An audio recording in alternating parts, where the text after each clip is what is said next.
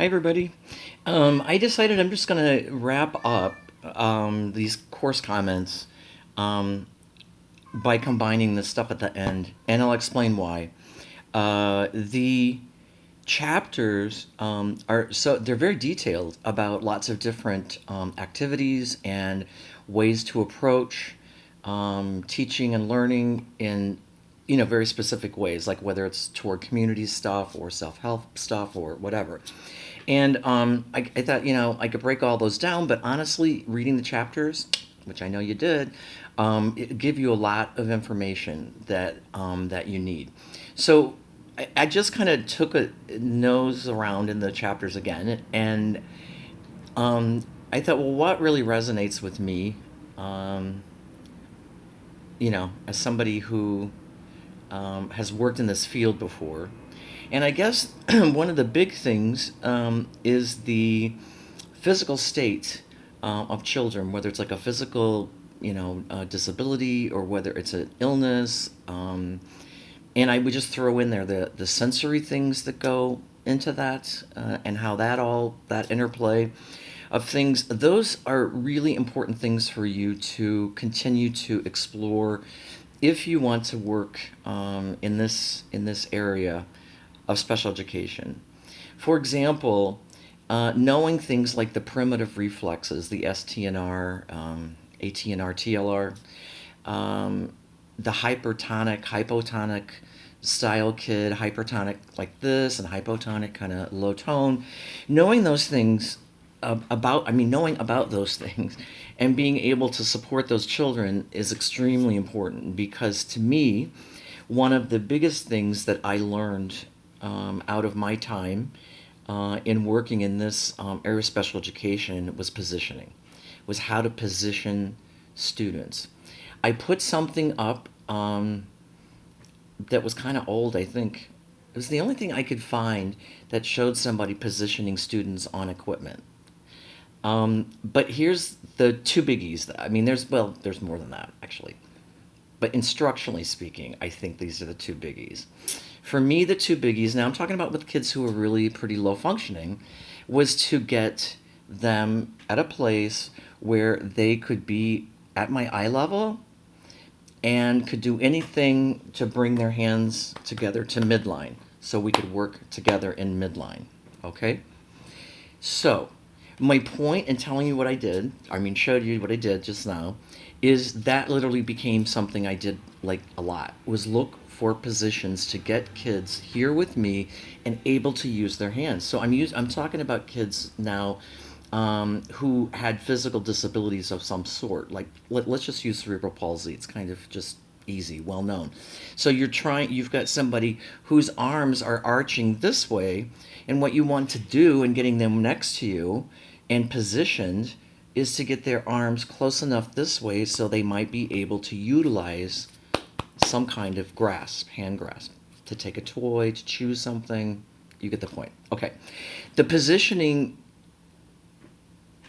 issue is huge. What I mean is there's all kinds of ways, creative ways that people have found to help position kids so that they're comfortable, so that they're stable. Like in other words, you don't want their backs going this way. You want to make sure that they have good trunk control. There are people who have come up with great ways to do that. And if you looked in the text at some of the images they had, or you looked at the video, you'll see that oftentimes people use standers to work with kids so that they can put full weight and support full weight on their feet, which is necessary. These are all things that I learned just because I worked in well, actually, I worked in two different settings. I worked in an early intervention setting, but I really learned it when I worked in a group home and in a classroom for secondary age students. And being able to get people positioned correctly so that they were comfortable and we were getting attention and stuff. It's really hard to do sometimes. Like you have to really work at finding what's the best configuration for the students so that they feel good.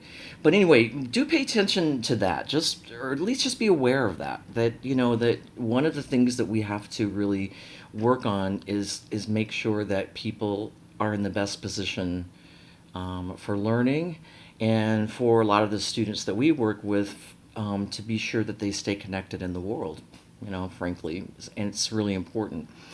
Let's see what else. Feeding, that has a lot to do with positioning, by the way.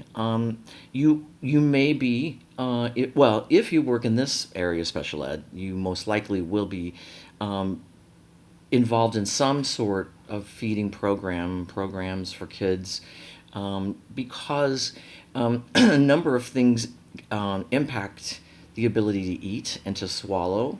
So for some kids with motoric problems who came into the world that way, this is not developed yet. Or for some kids with sensory issues, it's trying to just help them with textures and the touch of food.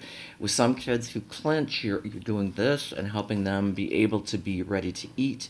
That will probably be something that you will do if you're in this population. It's quite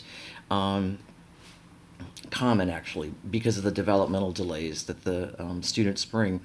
And again, you will have like a speech pathologist, or most likely a speech pathologist working with you on those issues.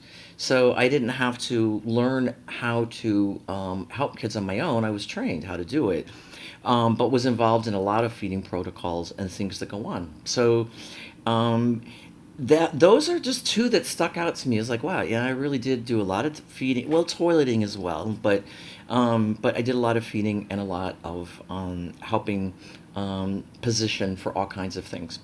Like a guest speaker came, where are we going to put her? That kind of thing. So it's a good skill set to have, and if you get in touch with a good PT or OT or whatever, they'll show you the tricks, and it makes the life of the students so much better if we do it right. Yeah.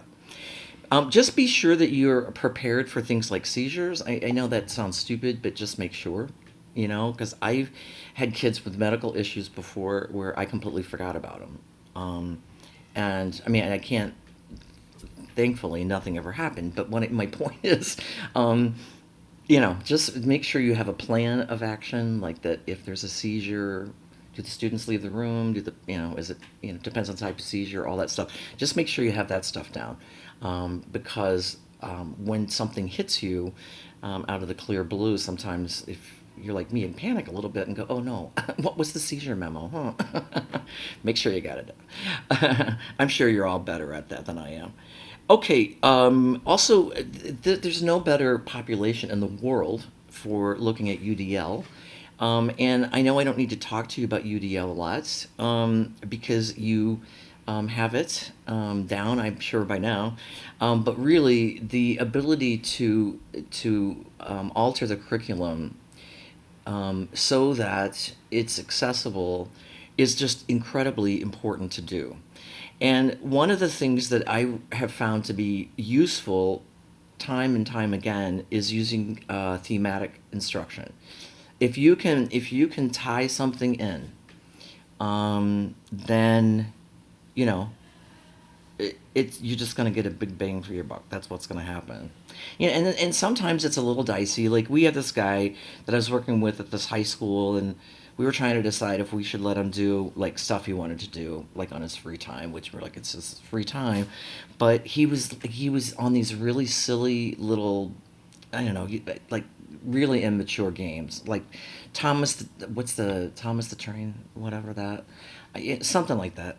The point is, he was on this thing, and we were like trying to figure out like what, So we tied it together, actually, and we found some program that actually had some educational value. And he worked with that, and then we were like, is that really going to be okay? Should we really do that? Whatever. The point I'm making is, he started making real progress. He was sitting longer. He was doing better, and the math was too easy for him. We knew that, but he was doing it. And then we started giving him harder level math, and they just weaned him off it. It became something like when he's on his own time, he does it now. That's it.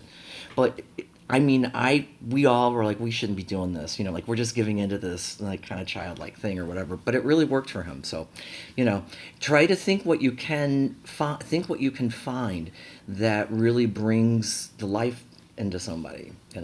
that it could be a character, or it could be something else. It could be something from the person's life. In fact, one of the things that I've thought would be great is having like videos or something that a person could look at of like their grandma telling them a story or something that they really like, something like that. So anyway, anything that ties in is going to be really good. And I guess it's probably pretty clear that systematic instruction is really it's kind of the only way to go in a sense. I mean, for many kids, it really needs to be like discrete routes, training. So the, the text talks about these different modalities, and I think they're all really good. But I think they're probably all anchored, most likely by systematic instruction. Think like a task analyst. Always be thinking that way. I don't mean it literally, but I mean when you're looking at something that like a person is struggling with, immediately go into task analysis in your mind. Okay, you have to do this, you have to do this, you have to do this, you have to do this. Okay, it's not. I'm not trying to make it sound weird, but the more you think like that in this population, the more you're kind of always looking at, why didn't this happen or something, and you're sort of building what needs to go there. The faster it goes. And I know that might sound silly, but it's like my saying earlier. I think it was in your previous tape, something about get an ecological assessment mindset. It's the same idea. Get a task analysis mindset, so you're kind of looking around and you're always looking at how to break things down, because frankly, most of the environment for them is too big, and that's why I think sometimes that thinking really helps out. Let's see. Well, I have a note to myself that I'm saying, like in teaching mathematics, make it relevant, but I guess it all needs to be made relevant. I just find there's so many ways to make it relevant in the classroom. If you're counting to five, just have the kid count papers. I'm being flippant right now. I'm just tired. I'm late. But my point, there's all kinds of ways to put counting and math in every single thing that's going on in the classroom. I just find that's to me is one subject where making it relevant does make the outcome better and come more quickly. Also, the text talks about always think of partial participation versus no participation. I could not endorse that more. If you're looking at partial participation, you're trying to say what, like, here's the event or the thing we're doing. What chunks of that can we, you know, take out and let him do this part or this part or this part? Okay. Um, like going to a museum or something, maybe the kid who doesn't like big spaces or something like that, there's a garden there and you can walk around and talk about the garden, and then you can get flowers that look like that, and then you can plant the same flowers. You know, that was kind of lame, wasn't it? But if there are always ways to like do something that you can make appropriate for your lessons, that can just include part of the participation for the student. You have to think outside the box like for that, and also it's hard because a lot of times there just aren't enough adult hands on board to be able to do all the things that we would like to do. But anyway, it's a very good, it's a very important thing to think about, because people with serious disabilities are oftentimes marginalized and put out, and so we don't want to keep that bad pattern going, first of all. But second of all, we also realize that full participation usually comes after partial. We hope that we're moving them to full participation. That's what we'd like to have happen. So anyway, so I made a note of that, because I think too often we tend to say this is why so and so can't go, and we just, oh yeah, right, that's right, and we just put it to the side, especially when they're difficult to manage in the community. It gets easy to find ways to not take them. And I don't mean that as a slam to anybody. I don't think people do it on purpose, but we're all human, and sometimes when it just seems really too big, we don't take time to look and say, wait, is there another way to this? And partial participation is one of those. I think I made the point. Okay, last but not least, I think it's great when we have peers come in to work with students, and I would encourage you, like 1,000 times over, to do that. Okay, it's really such an important thing to have happen on so many levels. Just make certain, and I know I put something up about this earlier. Just make certain that you work with the peers before they come in, so that they're prepared for what they're going to see, so that they know how to ask questions. Making it comfortable for them to ask questions. So the only thing that comes to my mind that I've been able to do that I found is helpful, and I'll just pass this along. Maybe it's helpful for you too.